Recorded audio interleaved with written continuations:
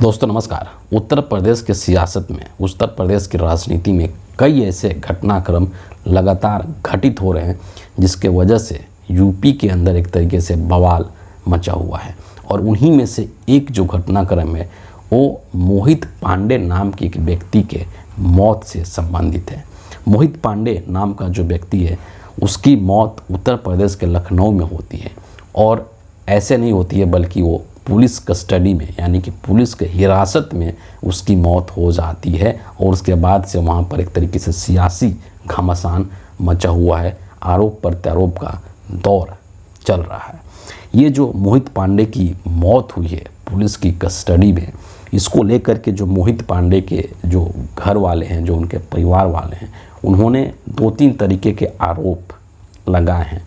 और उसमें से जो सबसे जो पहला आरोप है वो ये है, उनका ये कहना है उनके घर वालों का कि पुलिस ने मोहित पांडे को हिरासत में इतना पीटा है, उस पिटाई के वजह से ही उसकी मौत हो गई। दूसरी चीज़ जो आरोप इन्होंने दूसरा आरोप लगाया है वो ये है कि जब मोहित पांडे से थाने में मिलने के लिए उनके भाई गए तो पुलिस वालों ने उनके भाई को भी गिरफ्तार कर लिया, अरेस्ट कर लिया।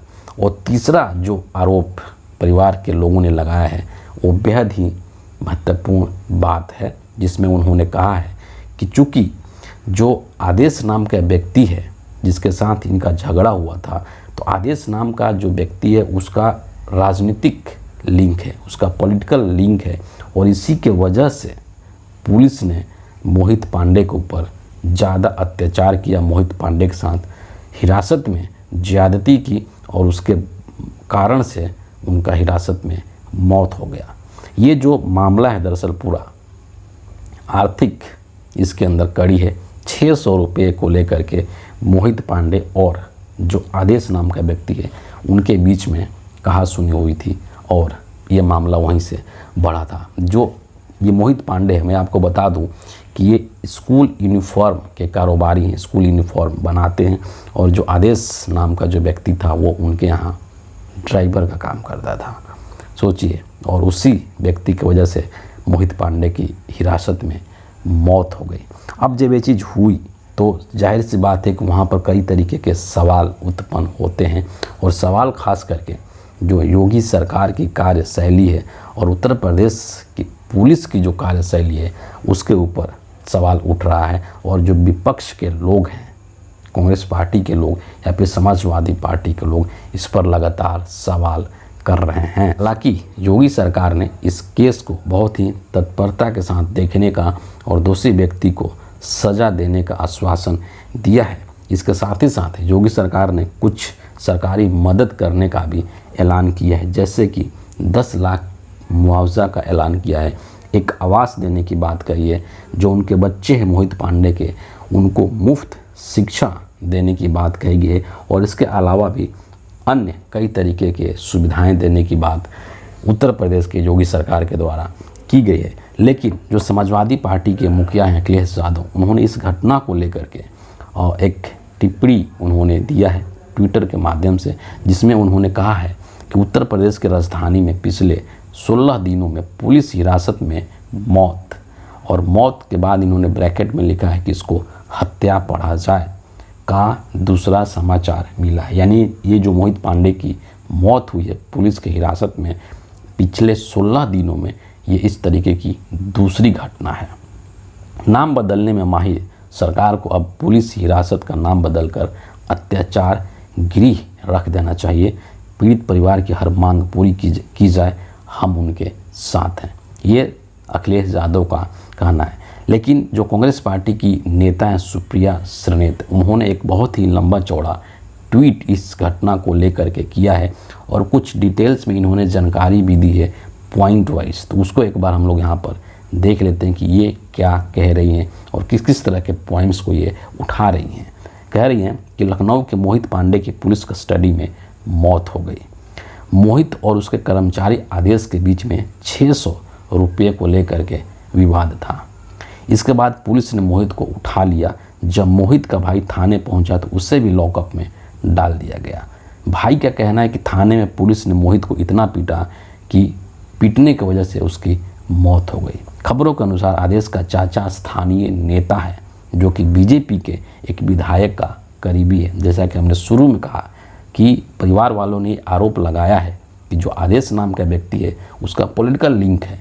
उसी चीज़ के बारे में यहाँ कह रही हैं कि वो जो व्यक्ति था आदेश नाम का व्यक्ति, उसका चाचा स्थानीय नेता है जो बीजेपी के एक विधायक का करीबी है।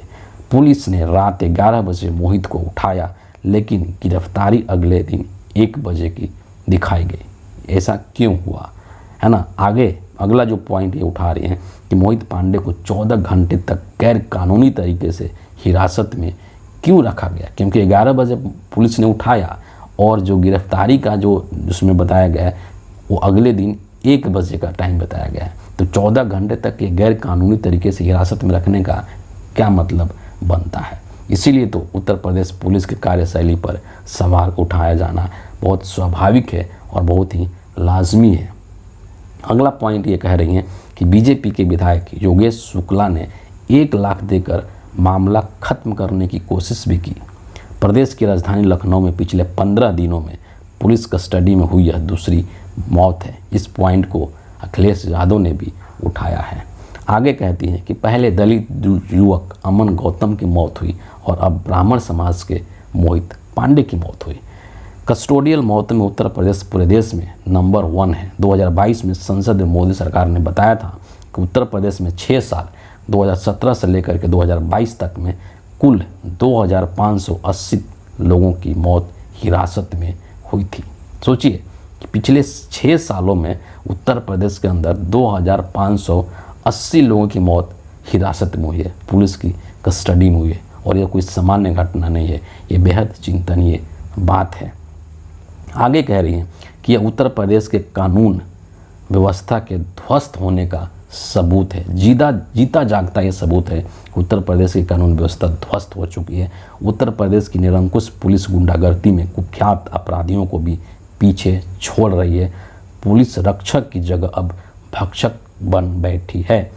चप्पल में एनकाउंटर करके न्यायपालिका को धत्ता बताने वालों पर असल में हत्या का मुकाबला दर्ज होना चाहिए, ये कहना है सुप्रिया सिनेद का।